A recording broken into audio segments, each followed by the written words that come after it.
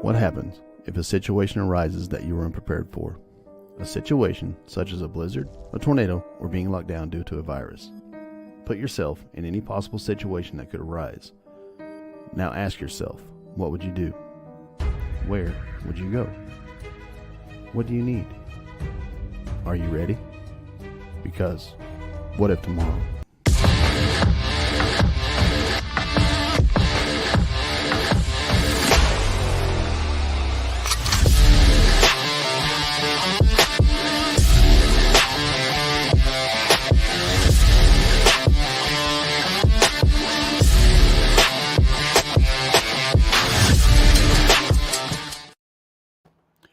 Welcome to the What If Tomorrow podcast.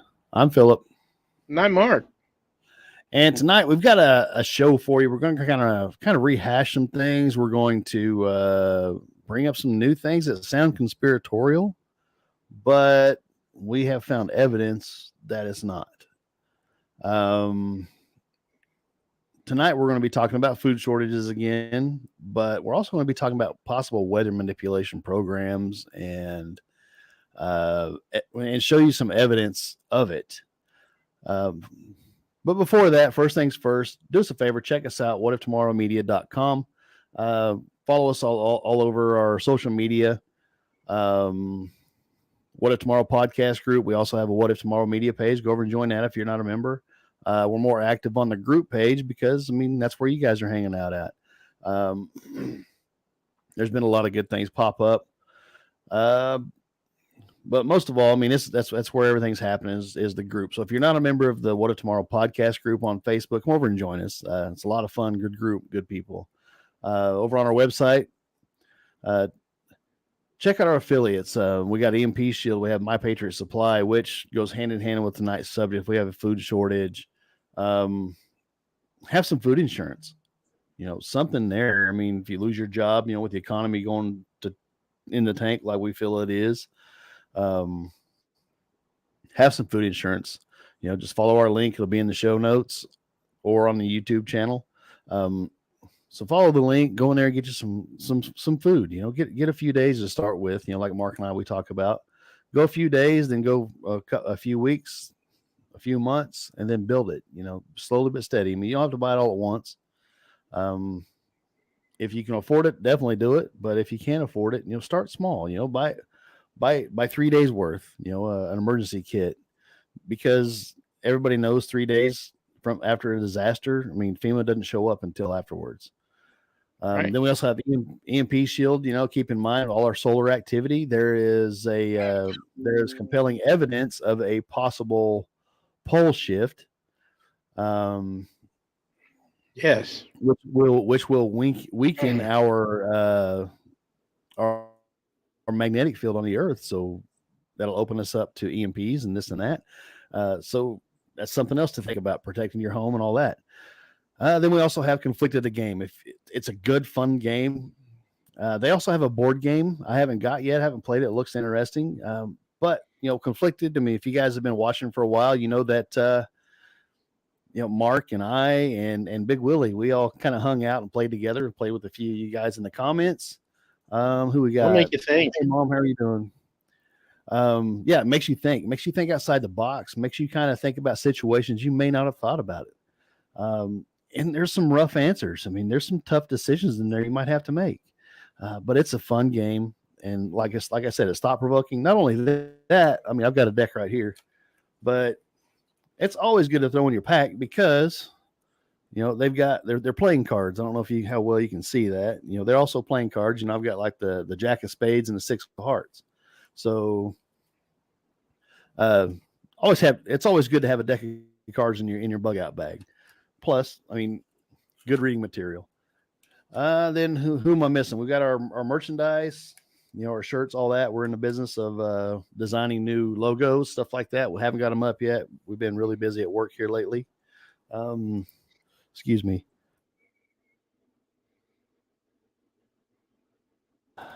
We've got a sneeze coming on, but it won't come out. Who are we missing? I think we got everybody. Oh, Duke Cannon. I think we got everybody. Yeah, we got Duke Cannon. Yeah, all the soap, shampoos, and all that's that my stuff. favorite. I love this stuff. I love it. Like I said before, I started using them before we brought them on as an affiliate, so I can attest to it. I've used them ever since. I hate it when I run out, and you can run out even though they're huge bricks of soap. I mean, and when I say brick, it's a brick. I mean, it's probably 3 bars of soap. So Yeah, about 3 bars. No, it's actually probably closer to 4 weight wise. probably, absolutely, it is. But anyway, on with the show. What in the wide world is going on here? But anyway, we're going to cover some news stories. Mark and I, we've kind of perused through the news articles this evening and today and the last couple of days. Let's talk about the big one. Aside from the Queen being buried today, which to each their own, I guess. Rest her soul. Yeah, no disrespect intended. But let's talk about Mar-a-Lago, man. I mean, I find it hilarious. I mean, Ron DeSantis, Florida's governor, if you're not aware of who he is, he loaded up 50 illegal immigrants, voluntary. Okay, because I know there's a lot of people crying out, "Oh, it's human trafficking, this and that." No, it's not. They voluntarily chose to go up there, but they flew them up to Martha's Vineyard and let them out. Said, "Okay, you guys want to be a sanctuary? You want to be a sanctuary city? Here are some of the problems we're having with illegals. So here you go. You can deal with them." I mean, he's kind of following on Governor Abbott's coattails from Texas, from sending them all to these sanctuary cities like New York. Where else? I can't remember. But they're sending them all these places trying to say, hey, this is the issue. How would you like 2 million declare more? Yourself a sanctuary city. Here's some. You take care of them. Yeah. And they came out the Martha's Vineyard. They sent them over to the joint military base that's close by to house them there. Well, I mean, you can't have it both ways. They want it both ways, obviously. Oh yeah, and they meaning the people that are all in support of open borders, and so they've kind of they stepped in where they shit. Frankly, you know what I mean. That's what it sounds like to me. Well, yeah, they're realizing, hey, sure. Yeah, and I hope this continues to happen. I hope they send 10,000 up there, because if you're not aware, and I hope you are, I mean. Our guests or our listeners definitely, I think, are aware, but Martha's Vineyard, is like the vacation spot for the president, for all the quote unquote Democratic elite. Obama's got a 30-acre mansion and property up there. Hey, they got 30 acres. They can put a lot of people on 30 acres. 30 acres is a huge amount of money in Martha's Vineyard. I don't even want to. Yeah. Open them up. Come on, open it up. Yeah. You guys want this? Open it up. Let them on there. Anyway, I found it really funny that it's hilarious. All this is going on, and now they're crying wolf. They're crying foul. This is human trafficking, or it's being politicized. No, I don't think it's being politicized more than the other side. No, I'm trying to look at this. Exactly. It's like the bully, or the people. I mean, everybody knows somebody like this, where they can give you a hard time all day long, talk trash, pick on you all day long, but as soon as you turn around and do it back, they get all pissed off. Yep. Everybody knows somebody like that. That's exactly what it is if you think about it. It's exactly what's going on. Oh, here's a dose of your own medicine, but you don't like it so much, do you? No. So how about we fix the problem? But I think it's great. Again, I hope it keeps up till they figure out what they're going to do. I just do. Moving on. Let's see my notes. Biden says that I can't even read my own writing. This ain't good.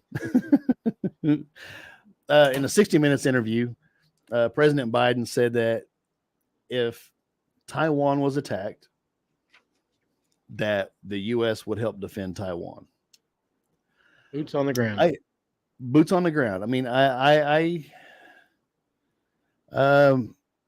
kind of agree with that. Kind of, because they are an ally. War. They are an ally. I understand that. We do have a strong financial partnership with them. We do. I believe in defending our allies as we should. That's part of the agreement.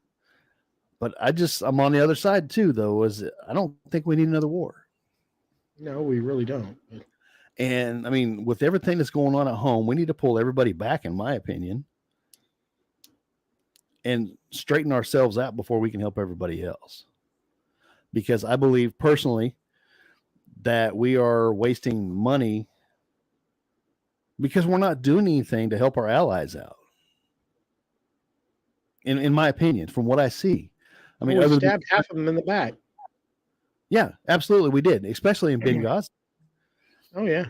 A year ago, or not Benghazi, I'm sorry, but in Afghanistan during the withdrawal, a little over a year ago. It's ridiculous. But so I'm kind of torn. I 100% agree with protecting our allies, but I don't think we can go, afford to go. Because if we go to war with China, that's going to be big. Granted, war is good for the economy. So I'm kind of torn. I don't want to commit our people. That's just my opinion. Especially under this administration, because this administration has no love for our military. Yeah, they're gutless. They are absolutely gutless. Again, I refer you back to the Afghanistan withdrawal. Then I heard them say today that they're going to give another $700 million to help Ukraine. Why? They're laundering money is why. I absolutely believe 100%. All that third or more of that money is coming back to the United States. Yep. And it's going into the pockets of government officials. Yep. 100%. Inflation numbers, they're kind of up. But according to the president, let me share this. According to our president, anybody with any common sense, okay. I don't know how well you all can read it there, but it was during a 60 Minutes interview. So, Mr. President, or Pelly, I guess one of the hosts, I don't know, I don't watch 60 Minutes. Everything's popping up now. Mr. President, as you know, last Tuesday, the annual inflation rate came in at 8.3%. The stock market nosedive. People are shocked by their grocery bills. What can you do better and faster?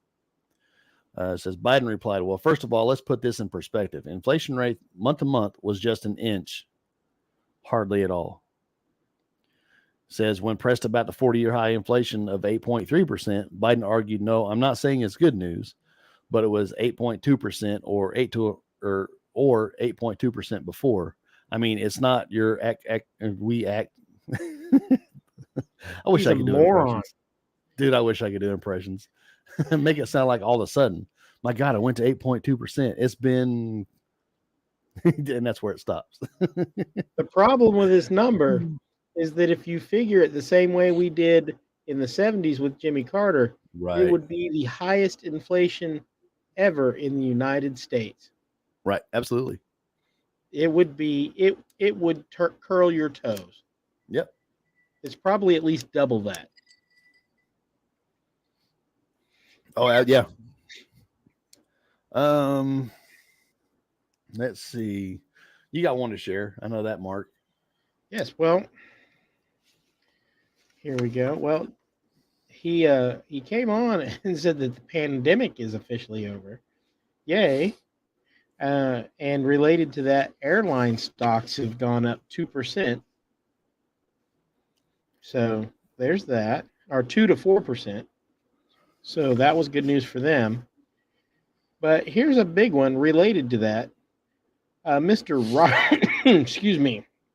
Robert Redfield, former head of the CDC, says he knows for sure as a fact that Fauci had prior knowledge of funding for gain of function for COVID-19 before it came out, and that stating that it is not man-made is patently false because it has all the biomarkers of amplified human manipulation. So basically, the former head of the CDC came out and said that Fauci is full of crap. Yep. And That was last week, kind of add to this, I was listening to the radio, and they were talking about antibodies. They said if you've had COVID, or the virus, whatever. I mean, we've already said it. I don't care. We're not really trying to talk anybody out of it or whatever. But if you've had the virus, you have antibodies. But this new study has come out. If you take the vaccine and if you had the virus before, then you got the vaccine, you lost all antibodies. Well, that is dangerous. Yeah, the antibodies absolutely protect you better than any genetic manipulation. Right. I mean, your body is doing what your body does. Make no mistake, unless you had the Johnson & Johnson, the shot you got was designed to change your DNA. Right. Yep, the whole mRNA thing. And you can look it up. That's what it does. And we all saw that it didn't work. We were used as experimental guinea pigs, and it's not good. No, it's not. And next up, and this is my last story. We talked about it here, I don't know, a month or so ago, about Executive Order 14067, ensuring responsible development of digital assets. This was the EO that came out talking about how they're going to try to prevent fraud through digital currency, all that. Well, they are doubling down and actually pushing forward. The administration has come out and said to start basically make it happen. Well, they've been trying to collapse the economy. Right. Biden, the key takeaways of this article is Investopedia. Obviously it's an investor website. The Biden White House has released the first ever framework for the regulation of digital assets. They're talking about regulating all your crypto, stuff like that. The framework presents ways to make digital transaction easier and to crack down on fraud. That's all well and good, but you got to read between the lines. Am I saying the sky is falling and they're going to use it nefariously? Not necessarily, but the capability will be there. Yeah, they can weaponize it easily. Absolutely. I mean, they can monitor your they already can monitor your transactions. We talked about it last week with all the credit cards going to create a different database for gun purchases. It was a MasterCard, American Express, and Visa. So they can judge by however much it costs, basically what kind of weapon it was. So in essence, we're creating a gun registry without creating a gun registry. If people are using digital currency, oh no, you can't go buy that. We have control over all your money. Oh, you don't agree with me? Okay, well, we're just going to shut you off until you agree with me. You can't use your bank account. No. Not only that, but if you think about it,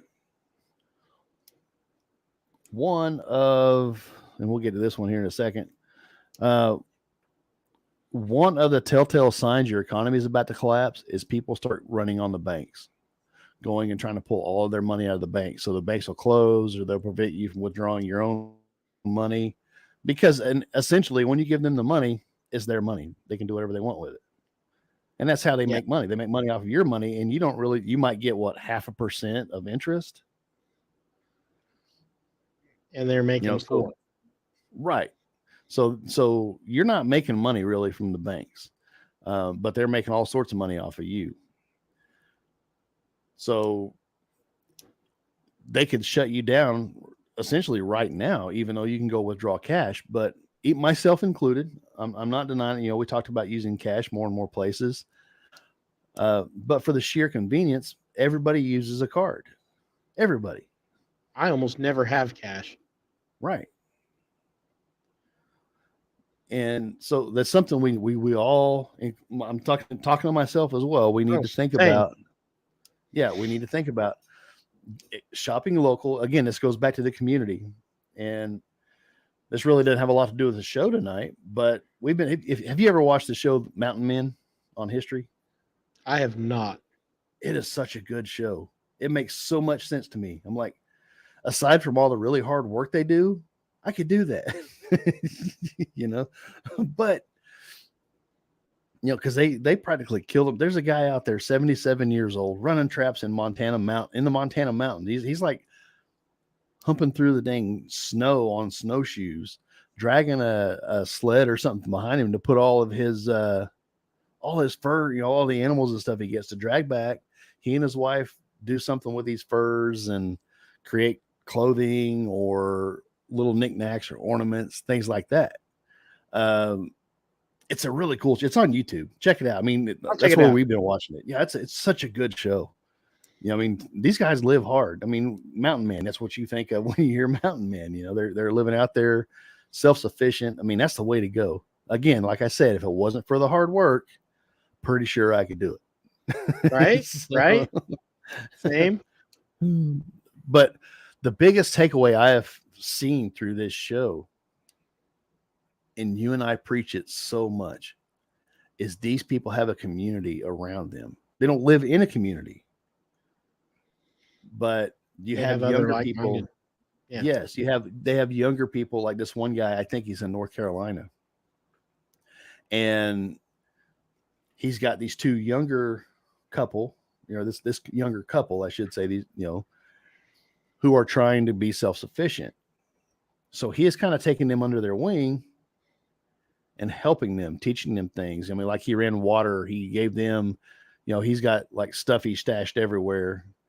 Like he found an old wood stove, the old cast iron wood stoves. He found one he had stored away and gave to them, and helped them mix the mud and all that to seal up their cabin that they built for the winter, and showed them, and they helped. Obviously he didn't do all the work, but he basically took them by the hand and helped him, and in turn they helped him out, like fixing the roof on their barn after a storm and stuff like that. It's such a good show, especially when it comes to community. It really does a good job. It really does a good job of showing the community out. So if you want to know what Mark and I are talking about, bringing in a community, lost you there, like-minded people, go watch that show. It is. Yep. I find it interesting though. I mean, but again, if you're listening to this show, you'll probably find it interesting as well. I mean, it's just, these people are salt of the earth people, man. That's all I have for the news, Mark. I don't know if you have anything else.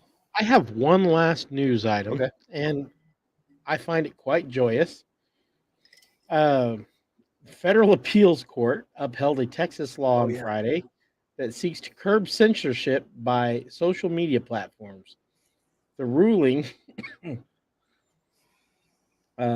the opinion, Federal Judge Andrew S. Oldman of the Fifth Circuit Court said that the platforms argued for a rather odd inversion of the First Amendment that buried somewhere in a person's enumerated right to free speech lies a corporation's unenumerated right to muzzle speech. He said, "Today we reject the idea that corporations have a freewheeling First Amendment right to censor what people say." That's awesome. That is a good thing. Yeah, that's awesome, because now, I mean, all your social media stuff is the town square. Yeah, it is. It's the town square. It's an electronic form. Right. It's the town square. I mean, there's no better way to explain it. You might disagree with me, but didn't give you, like we were talking before the show, that doesn't give you a right to shut me up because you disagree with me. Now, if you disagree with me and can prove my point is wrong, personally, that's great. I'm grown up enough to say, hey, well, let me see what you have. Let me see the facts. Well, if that's factual, then I'm wrong. Well, heck, man, I'm sorry. I'll admit it. I thought it was, yeah, absolutely. I thought it was the other way. But you don't see a lot of that. No. And I heard it said best today. Everybody's heard the old saying, love is blind. Everybody's heard that. Well, hate makes you even more blind. Because if you're filled with that much hate that you can't challenge your own beliefs, and look at information that challenges your paradigm, you're doing yourself a disservice. Because if I can prove what I believe, and you're arguing and you're not willing to look at my information, who does that hurt? And you're not hurting me. Yeah. You're hurting yourself and everybody else. Exactly. Absolutely. Yes, I think it's a great thing. I mean, I guess we'll see if it goes up all the way to Supreme Court or whatever. I'm sure they'll try to fight it. It does. I do too. I'd love to see that become the law of the land. I would too. The only thing that I have concern about is, when the Supreme Court came out a couple of years ago, and we were talking about this backstage as well, when they came out and said corporations are an entity just like a person is. They have the same rights and all that. But I agree with that. Yeah, you coined it though. They don't have a right to shut you up though, and you're absolutely right. I agree with that. Yeah, if I'm in the town square and you say something stupid, I don't have the right to silence you. I have the right to tell you you're stupid, but I don't have the right to silence you. And if you look, there is nowhere in the world that you do not have a right, or there's nowhere in the world that you have a right to not be offended. Yes. It offends me that you're offended by the things I say. Right. Like the old saying, and I guess I could say it's a recent old saying, facts don't care about your feelings. Yeah. They don't. Neither do airplanes. Absolutely, they don't. But anyway, that does it for the news. We're going to move on with the show. I know Mark and I, we've talked food shortages, all this, several times since we fired back up in June? Oh man, I forgot to tell you. We are almost, not counting the fringe. Okay. Not counting the fringe. We're almost 100 episodes. Did you realize that? No, really? Wow. Really? Yeah. I mean, obviously we're closer if you add in the fringe, but we're almost 100 episodes. Nice. So that's kind of cool. I was looking the other night. That's pretty cool. Nice. Anyway, we need to get that all up on the website too. Yeah, we do. We need to do like a special 100 episode show or something, figure it out or whatever. Yeah. Have all the peeps on with us. Yep. But with tonight's show, we're talking food shortages. Here, I haven't really seen it. Thanks, Chris. Thanks, honey. We really haven't seen it too much here, at the grocery stores and all that. Haven't really seen it. I know there's some places that have seen the food shortages and this and that. But see, now we're getting to harvest time, and I've talked about it before. I've seen just down the road from me, there's farmers mowing down their corn because there's nothing there and they're baling it. Right. This has been a crazy dry summer, hot. I mean, here it is. We're the end of or middle of February, getting ready to roll into the last 2/3 of February, and we had 101 today. September. Oh, did I say February? You did. Dude, Happy Valentine's Day, Phil. All right. You missed it, man. We're like 5 days late. So, but man, we have been working way too much. Oh my God, yeah. Phil has totally lost his calendar. Yeah, we haven't. We haven't had a day off in a little over a week now. So, but yeah, we're rolling in on the last 2/3 of September. And today was 101. I've never seen 100 degrees at the end of September. Yeah. Never. I've never seen that. But, it's dry. I mean, we got cracks in my yard. I can't remember. I don't know. We haven't measured. My wife and I have talked about going out and measuring how deep the cracks are. But I was talking to somebody at work, and they said they went out and took a tape measure to see how deep down the crack went in their yard. They said it went 15 foot deep. No shit. That's yeah. I mean, we're talking the cracks in our yard, probably 2, maybe 3 inches wide, but we haven't ran a tape measure. Now we need to, but we haven't just because it's so Gee, dry. Christmas. But then you look, I mean, there's so much different weather stuff going on. I mean, obviously the heat, and the lack of rainfall and the drought conditions that we're in, has an effect on the food supply overall, especially if you're mowing down and baling your soybeans or your corn. Because right now, they've cut corn a month early, seemingly here. Yeah. The beans should be up probably end of next month. I mean, basically they wait on a good freeze. But I've seen ads and stuff on Facebook wanting to sell the bales because people or farmers are baling soybeans. I've never seen that. I saw that the other day. I've never seen farmers bail up soybeans before. And we were out riding around the other night. We were kind of looking at the beans, and they're the ones around here, within a few miles, have pods on them, but I don't know if there's anything in there. Yeah, it's hard to tell.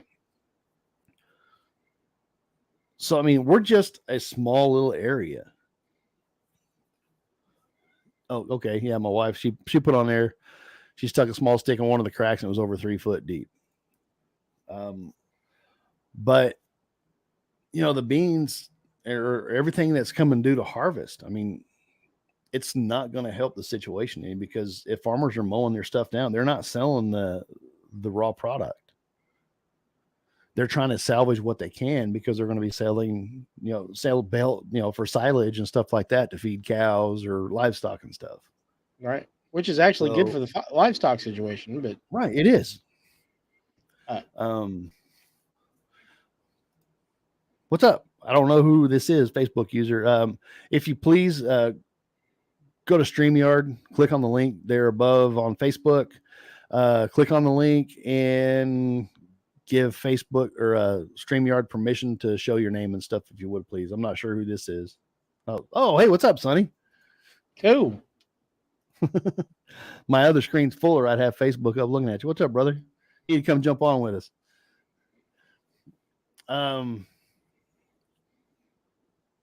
Anyway, my train of thought.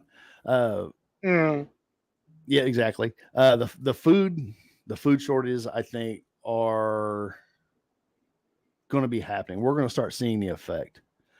I've seen a projection for turkey prices come like November are going to be really expensive. So if you want to eat a turkey for Thanksgiving, I would recommend getting it now and put it in the freezer. My mom, in her wisdom, silage stinks.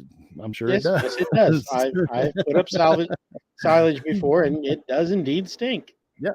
It's basically but it is fermenting in the ground. Right. Making like cow kimchi. Beer. Yeah. It's cow kimchi. But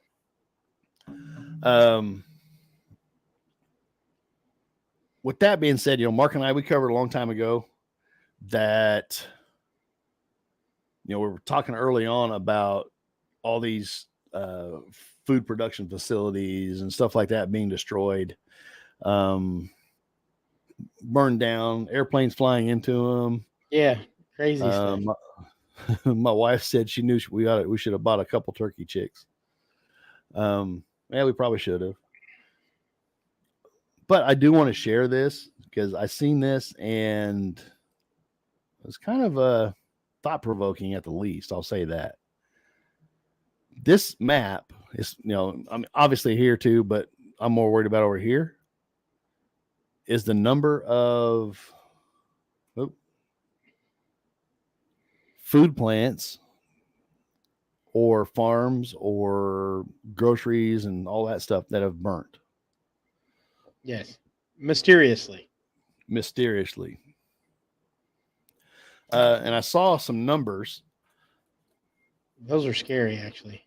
Yeah, I shared with Mark before the show, and it kind of was. Is that one a ship that sank, a container ship of food? I don't see it on the legend, so maybe it could have been. I'll look down the article here in a second.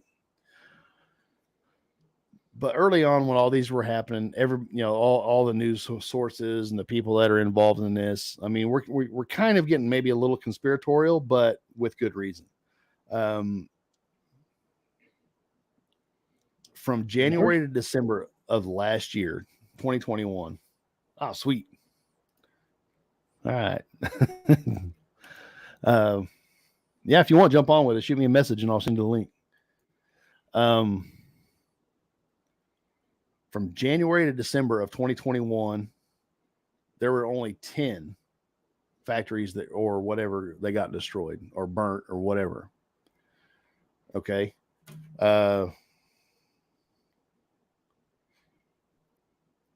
This year alone, as of so far this year, there have been 93 that have been destroyed or burnt or whatever. It's pretty crazy. So like 1,000% more almost. Yeah. 900%. Yeah. That's a suspicious number. Crazy.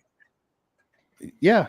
That doesn't even count the ones that were shut down for, no real good reason. Bring it back up here in just a second. Excuse me.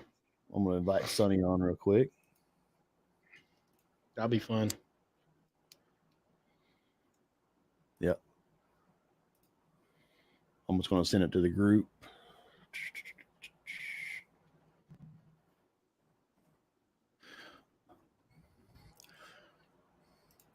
But yeah, there's actually a legend that goes with this, and I'll read it off here. I'll share it back up there again. All right. The black are food plants that have been destroyed. You see all the little black arrows and all that stuff. Mm-hmm. Then brown are grain silos that have been destroyed. Okay. Right. Fuchsia. I'm guessing that's pink. I don't know, ladies that are watching. Fuchsia. Is that true? That's I don't know what fuchsia is. It's pink. But fuchsia is an odd color of pink. Yeah. These are plants or any company that produces food, gas, electric, water that's been hacked. Nice. So this is kind of covering, this is running a gamut here. The green are farms or animals that have died or whatever from the heat or whatever they say. And I was watching something the other day, and this is a little conspiratory. I'm not going to deny that, but the individual I was watching said they had it on a good source that some of this was like microwave weapons with the animals and stuff. I believe it. What's up, Willie? Glad to see you, brother. Hope you got all settled in. But yeah, there are farms and animals, stuff like that have been damaged. Purple are food pantries that got destroyed. Okay. The red are grocery stores. Look at the number of grocery stores. There's a lot of grocery stores that got destroyed. There's a lot of grocery stores. White have been destroyed, euthanized, or banned. I don't know what the banned means. I don't know if there's some kind of food or something like that has been banned. But yeah. Willie, there's two boats. Yeah, there's two boats. One by Africa. There's two boats, Willie. One boat in the whole ocean. Then flames are fuel, electrical, water, or fertilizer plants. And then green recycle. I mean, you can barely see them. There's one in Europe. There's a couple, I think, here in the United States that are recycling plants that have gotten destroyed. So it's pretty crazy. Once you start putting things to picture and seeing the map. And I'm guessing these little cranes or whatever kind of maybe they're building something. I don't know. I didn't see that on the Probably maybe. shipping I don't centers. I don't know. know. Could be. Let's see real quick. We got that. Yeah. Now from here, well, that ain't gonna work. I don't know why. From here, I mean, I'm not going to go into a lot of this. I mean, there's chickens and turkeys, food processing, chickens, tons of chickens and turkeys, ducks, largest pork company in the U.S. shuts down California plant due to high costs. Yes, but they're Hey, moving to Jess, how you doing? Texas. And that's, yeah, the last one was an emergency declared in 4 states after oil refinery fire in Indiana feared to disrupt the supply of gasoline, diesel, and jet fuel.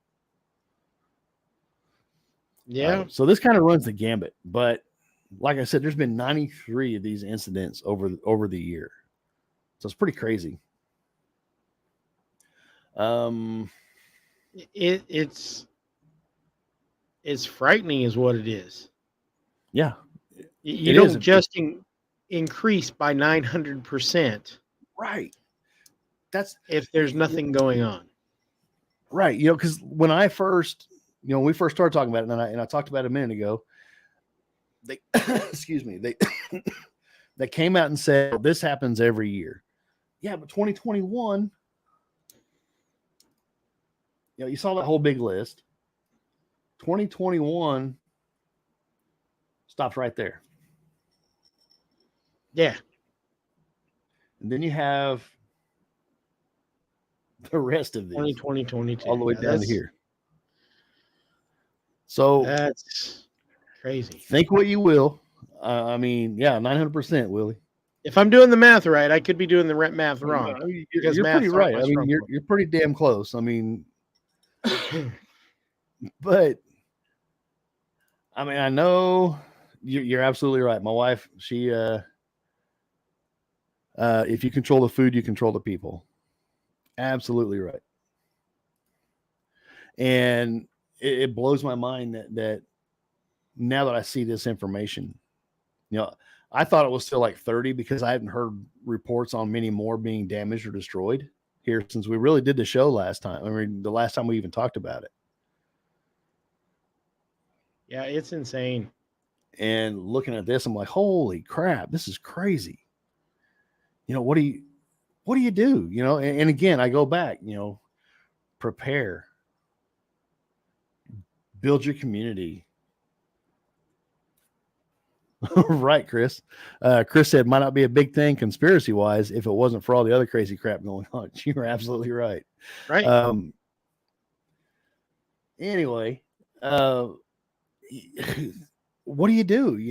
I mean, the only thing I could say to do is your community, build your community. That's the most important thing. I mean, I know you and I have been harping on this for the last several episodes. Build your community. You can't survive without other people, whether it be family members, friends, like-minded people, or put an all call out on Facebook for people who want to help. Right. I mean, whatever I it am. takes. I'm the most antisocial guy out there. I hate do social not like media. big crowds. I don't. Because I get overwhelmed. I don't know if it's what I don't know. I just like I get overloaded. But I'm willing to have a meeting like we talked about, set up a meet and greet, set up a community potluck, something like that to build this community.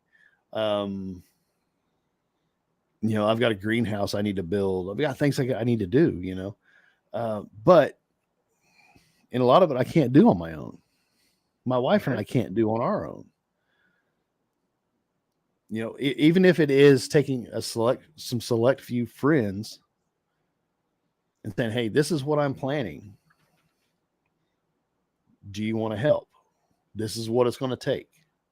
Have the tough conversation up front. Because for me, it's hard asking people for money. Yeah. But I always believed that in a preparedness situation, with the preps that I have, Um, the preps that I have, if somebody comes to the door, look, man, especially if it's a good friend, look, I did all this for my family. I don't have any extra. That's a tough situation to be in. But me being who I am, I'm sure I would help. I would say, yeah, I mean, here's what I've got. This is what I can part with. What are you willing to do for it? Yeah, don't be afraid to trade. Right. Willie said a couple hands dedicated to one task makes for a like task. Yes, you're absolutely right. I don't know if it's going to be the case. My mom, she put, look out, we haven't seen it all yet. They will confiscate what we have stored to live on. I don't think they have the infrastructure to do that. They don't have the ability to do that. I don't think they have that yet. No. Not yet. But the one thing they can't take from you is knowledge. Right. Aside from offing you. That's true. They can't take your knowledge of husbandry or agriculture, growing things. Now, could they throw you in a camp and monitor you? Yeah, absolutely. Yeah, I guess they could. Yeah, and they have done that in the past. Yeah. People forget that the United States is guilty of putting people in camps. Yep. Because they could.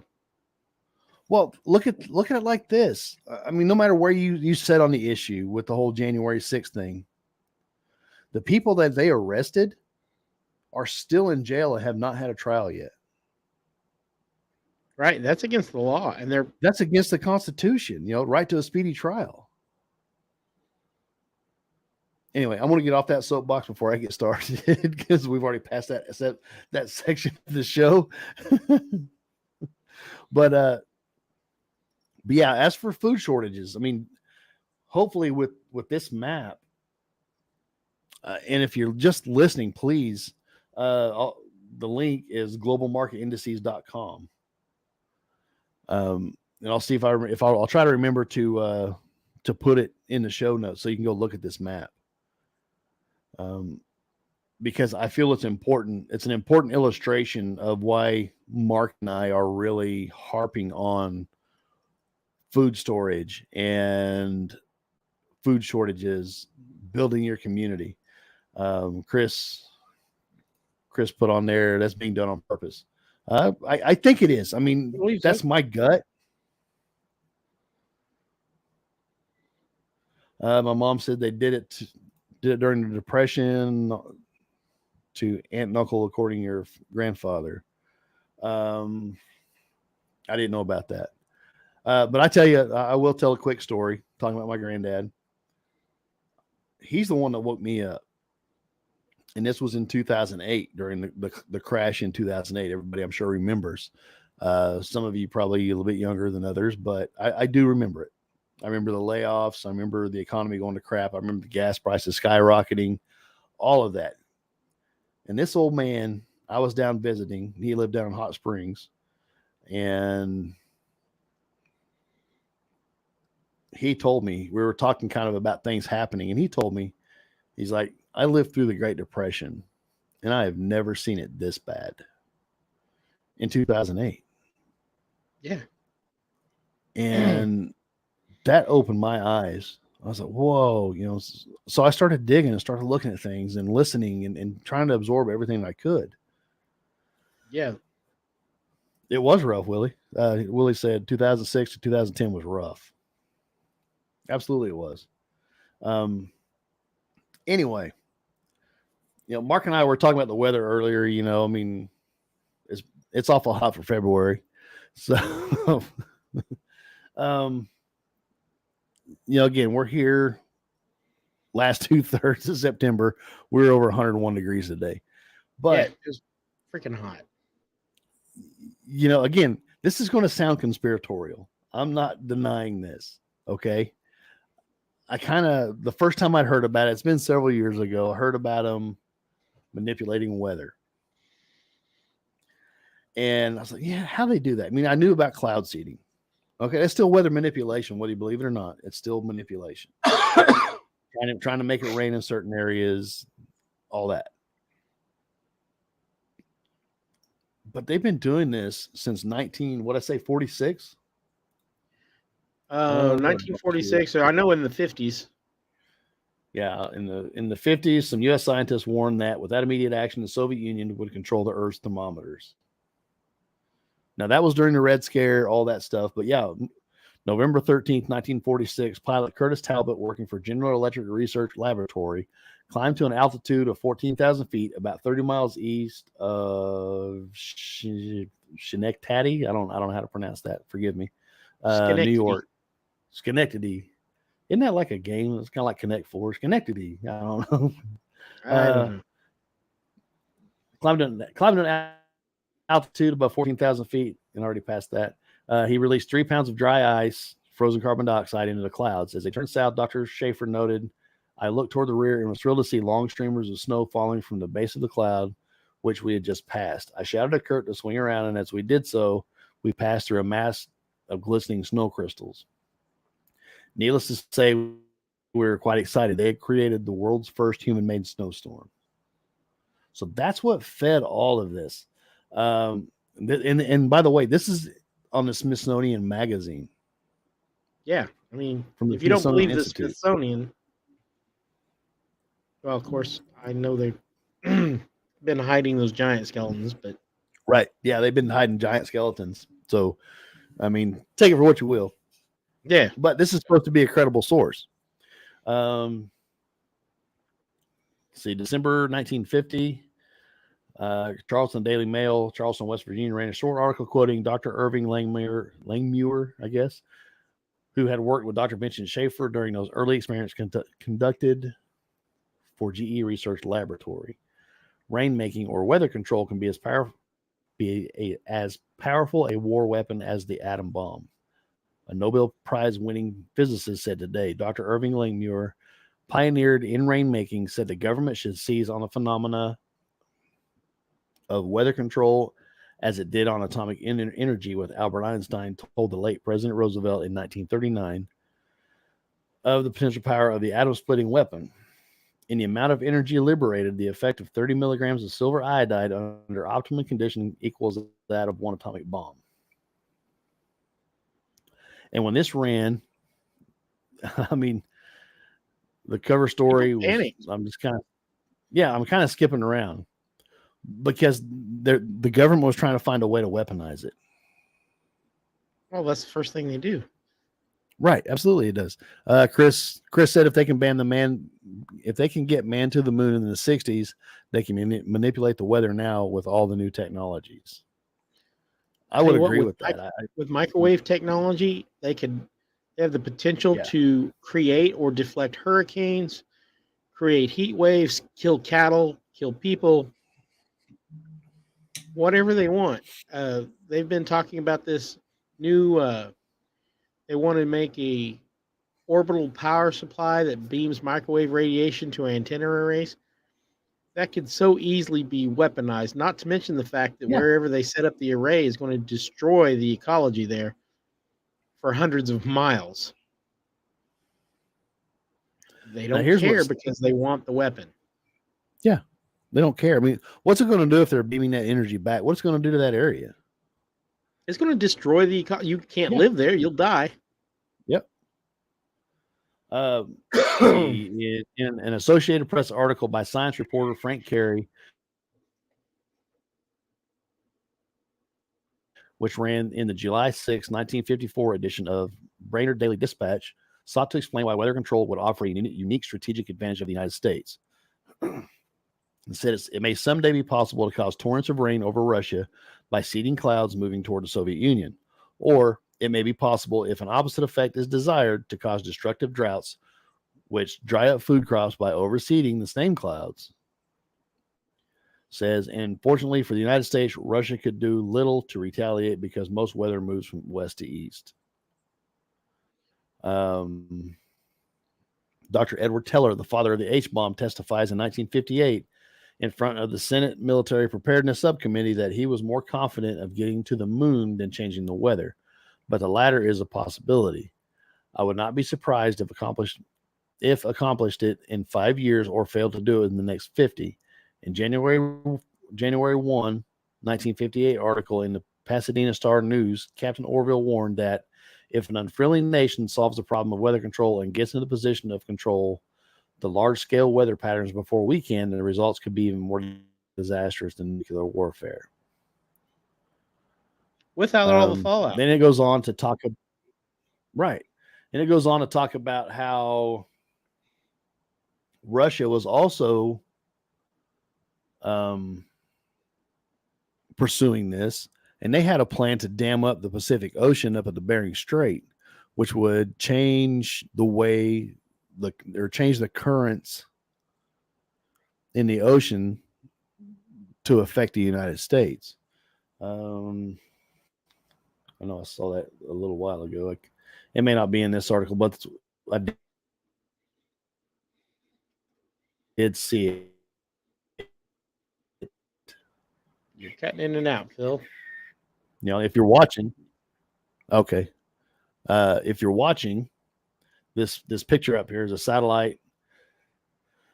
Said the illustration ran with a picture piece to picture an ominous-looking satellite which could focus sunlight to melt ice in the frozen harbors or thaw frozen crops or scorch enemy cities. Okay, what I mean, that's exactly what we've been talking about. But yeah. Anyway, I did see that. I can't remember where I saw that. It's one of these articles I went through. Here is a company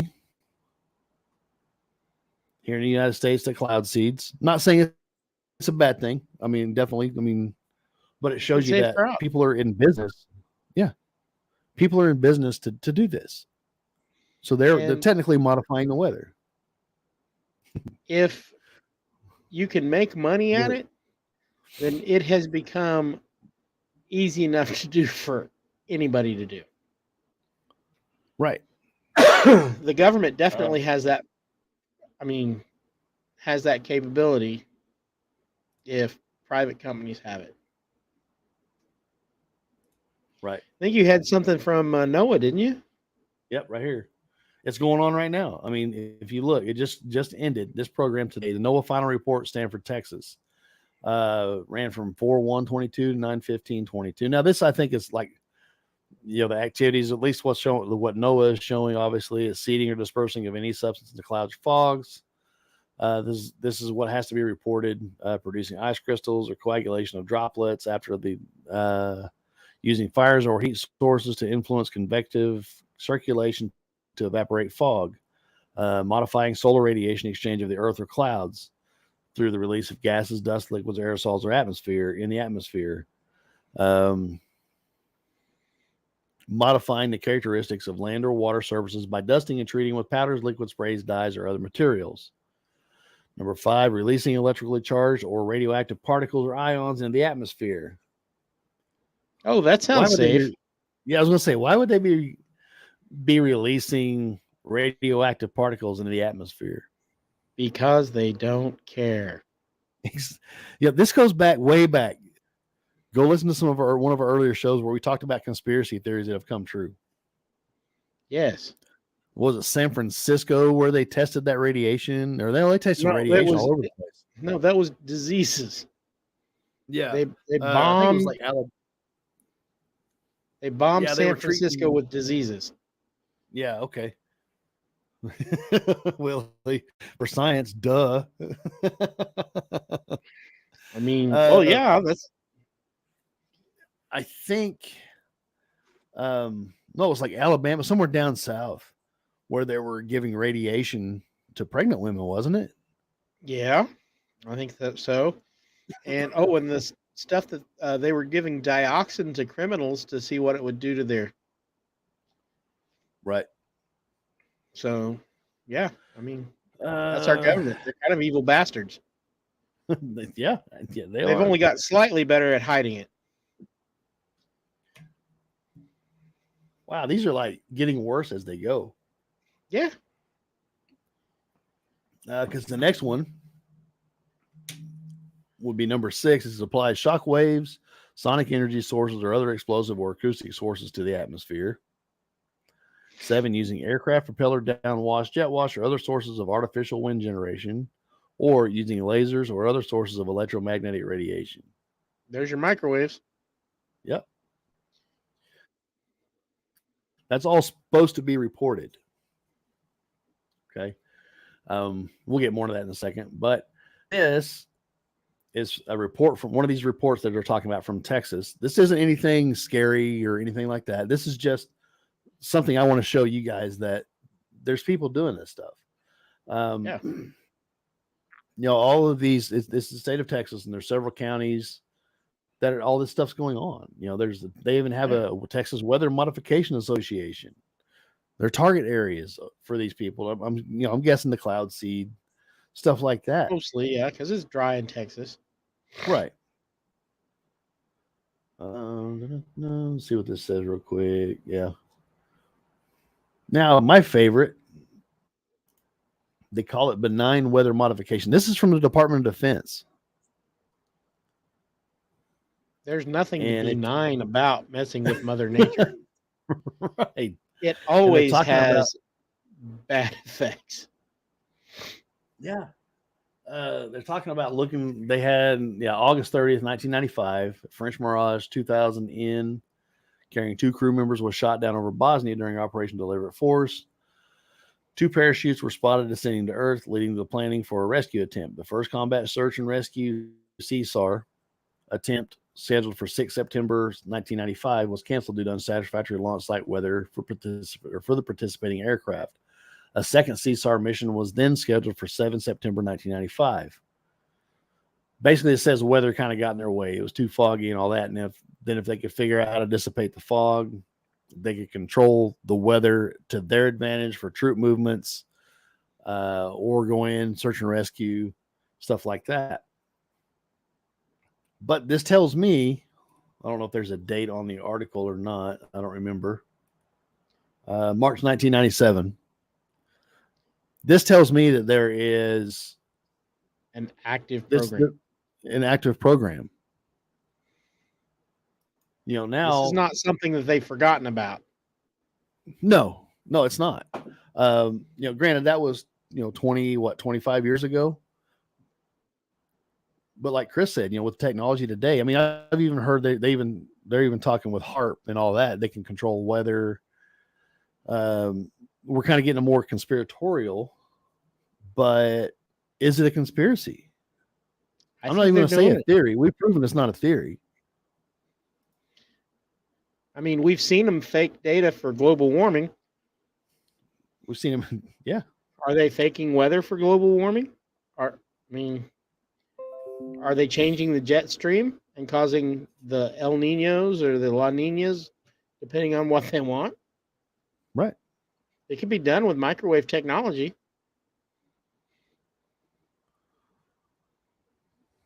So a big orbital microwave could cause lots of damage. Yeah, I mean, I don't know. There's so much that we don't know. Absolutely. I mean, there's anything. I believe anything is possible in that realm. If you're talking, I've heard it said that the military is 50 years more advanced than the civilian sector. And I tend to believe that. I mean, if you look at the different programs, I know we've talked about it, but if the different programs like the F-22 program, our 5th gen fighter, like top line 5th gen fighter that they're just doing away with because they're too high to upkeep. But that was a late 1990s program. Yeah. You're seeing all these joint strike fighters and stuff coming online. They were testing them in the late 90s. Yeah, I remember. So that tells me, I mean, military, I tend to agree with that. And as compartmentalized as the military is, and they are, who knows what they have? What are they testing now that we don't know about? Right. I mean, the stuff they show you, on TV or movies or whatever, the stuff they show you is obsolete. old. Yeah. Yeah. I mean, because if you think about it, I mean, for those of you that were still alive, or those of you that were alive, not still alive. I mean, obviously, if you're still here, you were still alive. But Am I, Phil? Am I? it's all perception, man. But for those of you that were alive, in 1989, when they went down and took out Noriega down in Panama, Yeah. that's the first time we heard anything about the stealth fighter, the F-117. This was the first time we heard anything about it. But that was a 1970s generation 1970s aircraft. design. Yeah. Yeah. It was old technology. Yep. Yeah. And then what, 10, 15 years later, they were decommissioned, all of them? Yeah. Because they were too old. Right. That's just to put things in perspective. I mean, this isn't really about aircraft, but let's talk about let's go down this road. I mean, I don't know. I haven't done any research on it. I'll say that up front. Chemtrails. Are they real? I don't know. I mean, since we're going down the whole conspiracy avenue, but I don't know. I mean, you see compelling evidence, and then there's other times you're like, no, this is bullcrap. But then you got to go back and think, well, if it's a military or private military application, it's going to be compartmentalized. Nobody will know about it. Right. Like when they built the SR-71 in the 50s, early 60s. Yeah. Nobody knew what they were building. They built certain spots in their little area, and that was it. Nobody knew the final product. That's how good they are at keeping things compartmentalized. And it's still a marvel of technology. Right. And here we go. I mean, they decommissioned it. What do they have now to replace it? You can't tell me satellites. Yeah. I don't believe that at one bit. Anyway, this isn't an airplane show. We're just kind of going down the road. But if you look at chemtrails, over the areas where they claim to be spreading chemtrails, and Willie, if you're still here, I hope. I think you guys did a show on this. I think Willie did. I can't remember. Somebody has done one. But if you look over the areas where they're saying they're spreading chemtrails, they have something like aluminum or bromine or something like that in the soil, some chemical in the soil that's typically not there. But that's strange. It is. We'll have to do a show on chemtrails. I mean, now that we're talking about it, we'll have to do some research and do a show on it. Because I'm not convinced either way. I've seen evidence for, I've seen evidence against, and I can't really say one way or another if it is or isn't real. Right. I mean, I know for a fact that contrails are actually condensation. I've seen them form. I know that. Right. I know that that's real. But I mean, it would be a great way to hide something. Yeah, I mean, because contrails are real, why not mix something in? Knowing what I know about aircraft, I don't think it would be too hard to come up with some kind of dispersal method into the exhaust. Now, granted, jets, you're looking at thousands of degrees. So you'd have to have some kind of method to disperse it into that much heat coming out. But at altitude, I mean, you're looking in, negative 20, 30 degrees or more at altitude, 30, 35, 40,000 feet. You just have to put some sort of spray nozzle near the engine. It wouldn't have to go out of the engine. Right. And it wouldn't be hard to rig up something to the exhaust. Yeah. I have the technology. I can do it. Right. It's not a variable exhaust platform, the big jetliners and stuff like that, cargo jets or whatever's doing it.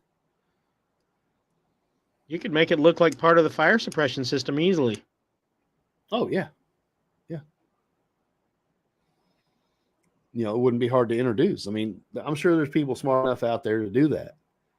Or it's a chemical reaction, because on aircraft with afterburners, all they do, they have little stainless steel bars that go in the heat into the flame, sprays a bunch of gas in there and ignites that gas, and it pushes out the back.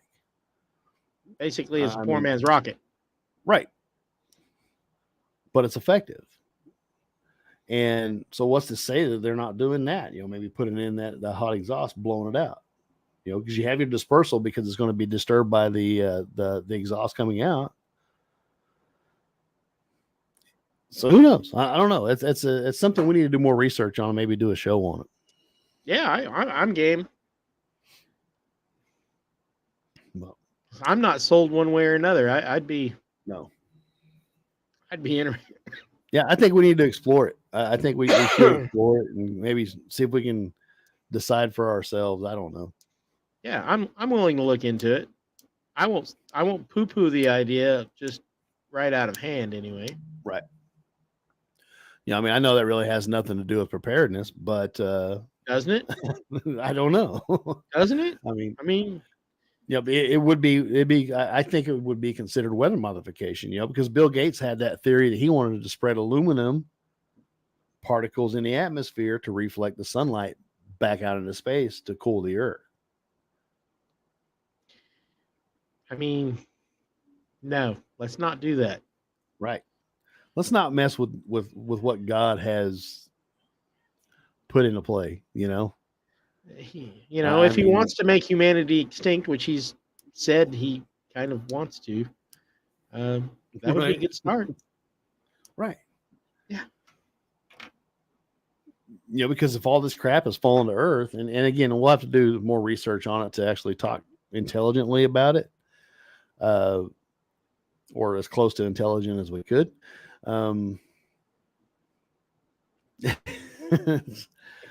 But if all this crap is falling down on the earth, what's to say it's not like a crop duster just spreading this junk over a more widespread area? Killing crops, drying up, or whatever. I mean, it's hard. It's easy to speculate, but I don't know that we'll ever find the true answer. Again, San Francisco. Germs, bacteria they spread on purpose. Yep. They did it once. Are they still doing it? Oh, they are. They are. Ben and They're Joe, experimenting on the American people every day. Yeah. I honestly believe, you call me what you will, I really don't care. I believe COVID was an experiment. I'm not going to say you're wrong. I do. We had news today that suggested that is the fact. Right. And there's only one senator really hammering the crap out of Fauci. And nobody's getting on board with it. I know. And we've got his letters, his emails that basically said, yeah, I knew all about this and was covering it up for money. Yep. I would like to see the guy hung personally, but that'll never happen. Because it's probably part of that whole Washington elite thing. It's the Good Old Boy Network. I've got dirt on you, so if something happens to me, guess what? Yeah, my lawyer has his file. Right. Just speculation. I mean, I'm not making accusations. I'm just speculating here. But it's all too perfect, if that makes sense. The story, the arguments. And why are the facts being ignored completely? Right. And silenced. Right. People that came out with better ways to treat it, with ivermectin or even my wife and I were talking about this the other night because I told her what I'd listened to about the vaccines causing your your antibodies to disappear.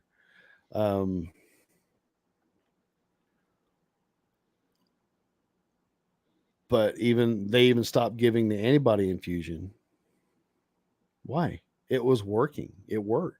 I'm living proof that it worked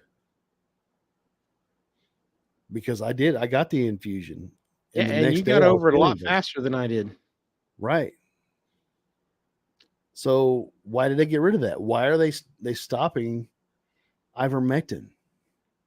Other than being a horse drug, it's not just a horse drug. They use it for people. Oh no, but they say it works now, Right. So but they why still was won't it prescribe it. right? Was it politically motivated because they didn't want to give the president the win because it was an election year? Yeah, that's exactly what it was. It was about manipulating the election. The whole COVID thing was. Right. So how many thousands of people died because they just wanted to win? They don't care. Oh They've no, they never absolutely cared. don't. No.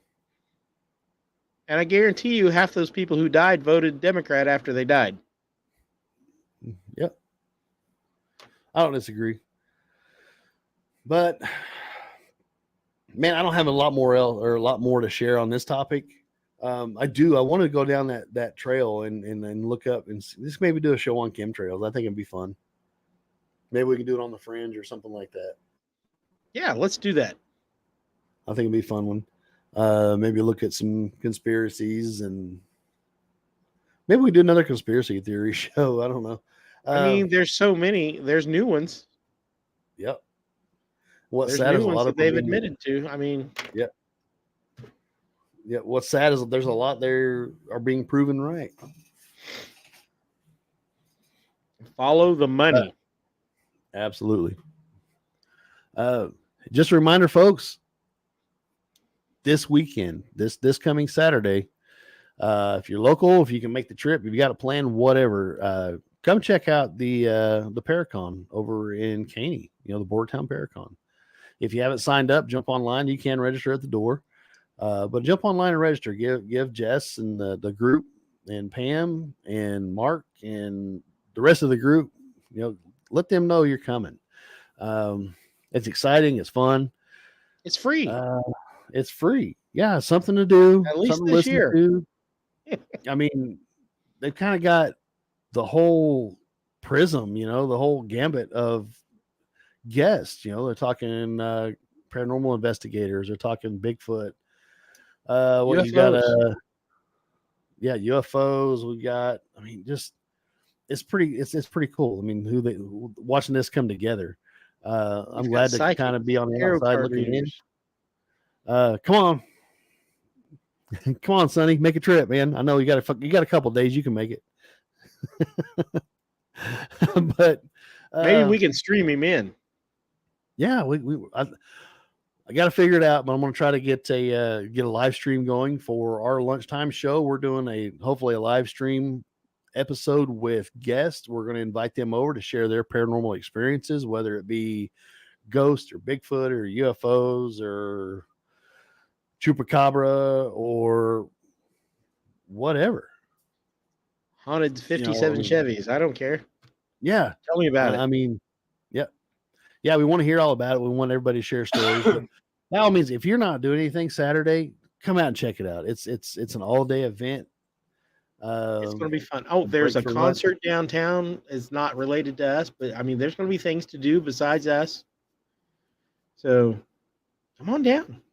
Yeah, come check it out. It's going to be a good time, guys. You get to meet us. You get to meet Jess and Pam and that whole crew. And you can enter for a drawing for a lunch. I shared it over on our Facebook group to enter the drawing.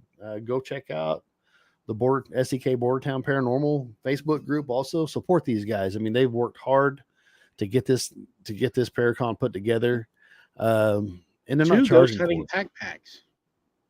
They've got some cool.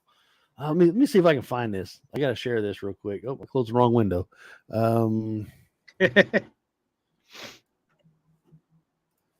Glad I didn't close me out. Let's see. Well, I mean, I've done that before. Did I share? Oh, yeah. I guess they got vendors now. Yes, we have some vendors.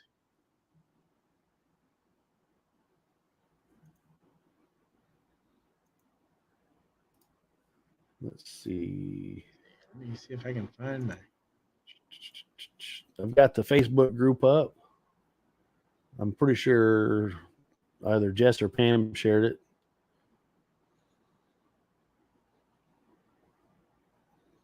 Yeah, I think that's it. Yeah, let me share this real quick. Okay. Says check out door prizes this year. We're excited to have 2 ghost hunting bags full of gear, including copper dowsing rods and an EMF tester with temperature gauge and LED tactical gear, light with zoom option in a case. And I'd rather be ghost hunting decal, a ghost hunting logbook with pen, and 1 of 2 books: Troy Taylor's Field Guide to Haunted Graveyards or The Haunting of America by Bernice and Martin. There will also be 2 Boardtown Paracon t-shirts designed and donated by us. On the Tulsa Medium, Christy Campbell is giving away 2 free readings. That's worth it right there. Yeah, she's awesome. She is awesome. And she's fun she's to be just around. really good people. Yeah, she is just so cool to be around. Let's see. Christy's giving away 2 free readings, and Jill Thompson of Washington State Whisper and Taps is donating 2 scrying crystals. More to be announced. You must be present at the end of the Paracon to win. Make sure to put your name in the day of Caney Rec Center, or in the day of at the Caney Rec Center, Caney, Kansas. So yeah, I mean there's some cool stuff. Definitely. Yeah, it's going to be fun, and it keeps got growing. live DJ. They're going to provide sound support. That's cool. You know, Doc, he was a pretty cool guy. Doc is cool. Yeah. Oh, you guys, we'll have to next time Pam and Jess come on. We did investigate the Condon National Bank. Yeah, you guys have to next time you guys are, or Jess and Pam are on. You guys have to talk about it. I don't want to. Yeah, we want to go back sometime when people aren't walking around outside. Right. It was too early in the evening. For those of you that aren't local, that don't know the lore, this is the bank that look up the Dalton raid. And it's actually at this time, early October. I don't remember the exact date, but it was early October. Yeah. The Dalton gang robbed 2 banks here in Coffeyville. This is one of them.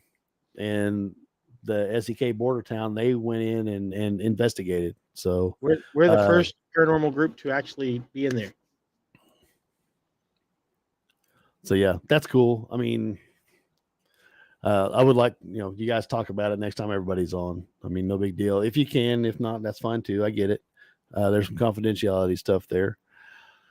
But anyway, that's kind of all I have, Mark. I mean, you guys definitely go check out the Paracon. It's going to be a good time. Come meet us, hang out with us. Like I said, you can go to their Paracon or their Facebook group, enter to win lunch with the panelists.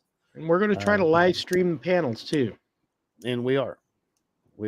Or no, you guys are, aren't you?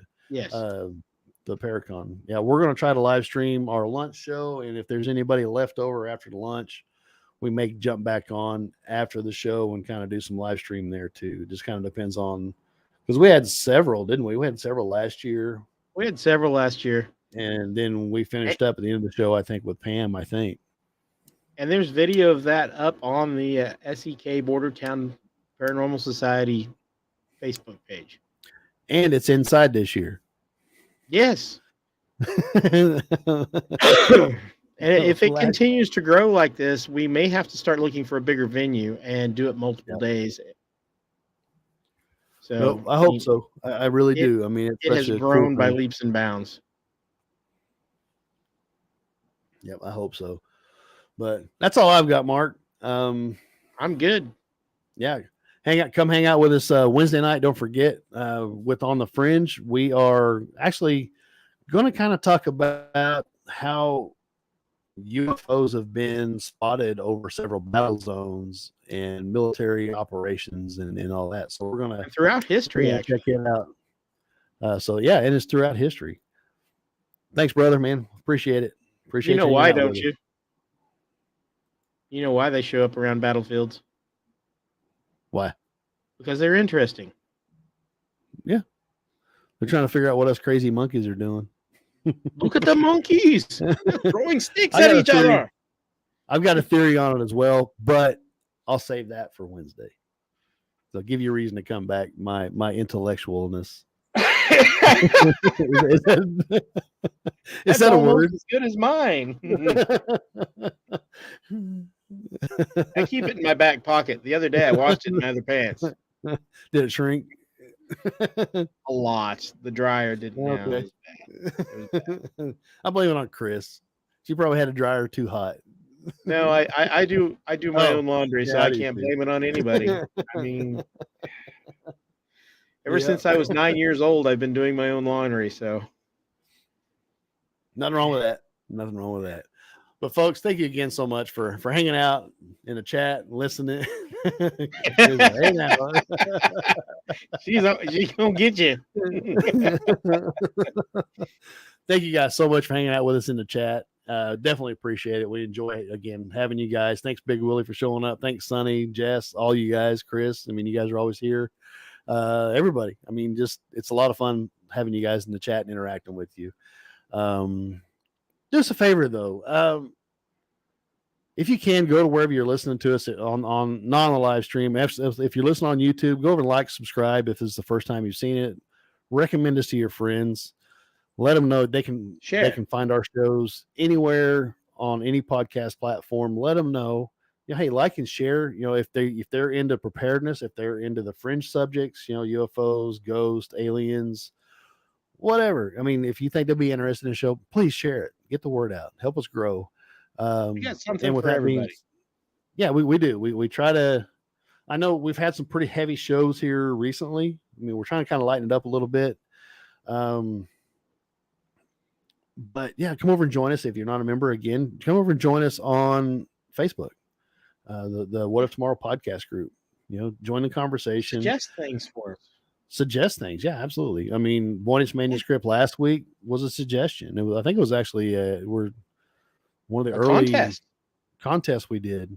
We finally got around to doing it. I apologize for that. But I had an excuse. I had crappy internet. So, yeah, with that being said, folks, we definitely appreciate you being here. Definitely enjoy hanging out with you guys. And we'll catch you next episode. Y'all have a good night.